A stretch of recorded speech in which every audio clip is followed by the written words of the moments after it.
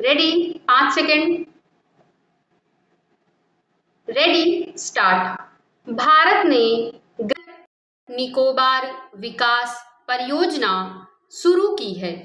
इस पर लगभग 1 लाख करोड़ रुपए की राशि खर्च होने का अनुमान है।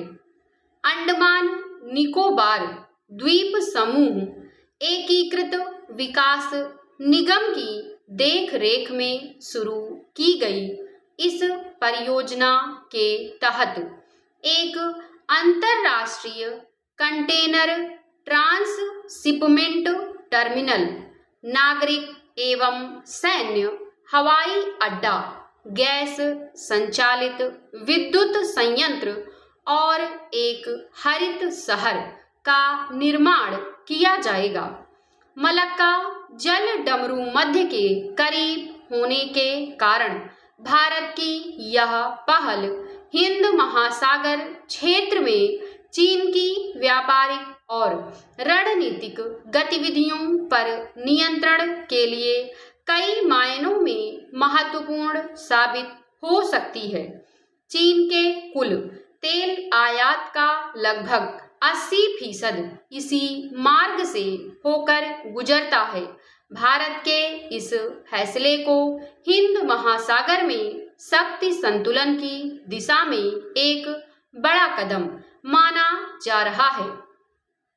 अंडमान सागर के दक्षिणी छोर पर स्थित ग्रेट निकोबार द्वीप को आर्थिक और रणनीतिक गतिविधियों का केंद्र बनाने के लिए देश के नीति आयोग ने वर्ष 2021 में ग्रेटर निकोबार विकास परियोजना की संकल्पना की थी। इसका मुख्य लक्ष्य हिंद महासागर में भारत की समुद्री सुरक्षा को मजबूत बनाना और विदेशी बंदरगाहों पर निर्भरता कम करना है। इस वृहद परियोजना को 3 चरणों में वर्ष 2047 तक पूरा किया जाना है। हालांकि परियोजना को शुरू करने के साथ ही विपक्षी दलों, पर्यावरणविदों और यहाँ के मूल निवासियों के अधिकारों का समर्थन करने वाले सामाजिक संगठनों की कड़ी प्रतिक्रिया भी सामने आ रही है। उनका आरोप है कि इस परियोजना से वन क्षेत्र को नुकसान होगा और पारिस्थितिकी तंत्र गड़बड़ा जाएगा। यह आशंका जताई जा रही है कि द्वीप को विकसित करने के नाम पर लगभग 10 लाख पेड़ों को काटा जा सकता है, जिससे तकरीबन 130 वर्ग किलोमीटर का प्राचीन वन क्षेत्र नष्ट हो सकता है।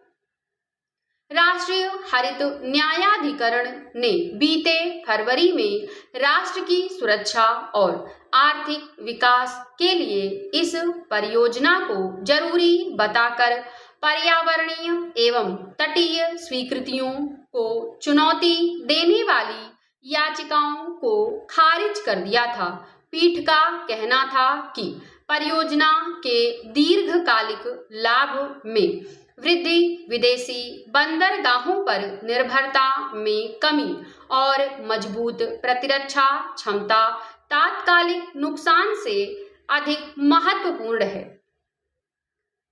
एनजीटी ने अपने फैसले में पर्यावरण सुरक्षा उपायों का कड़ाई से पालन करने की आवश्यकता पर भी बल दिया था। इसके बाद सरकार ने स्पष्ट किया कि 97.30 वर्ग किलोमीटर क्षेत्र में क्षतिपूर्ति वृक्षारोपण की योजना बनाई गई है और इस क्षेत्र में आदिवासी समुदायों के हितों का पूरा ख्याल रखा जाएगा।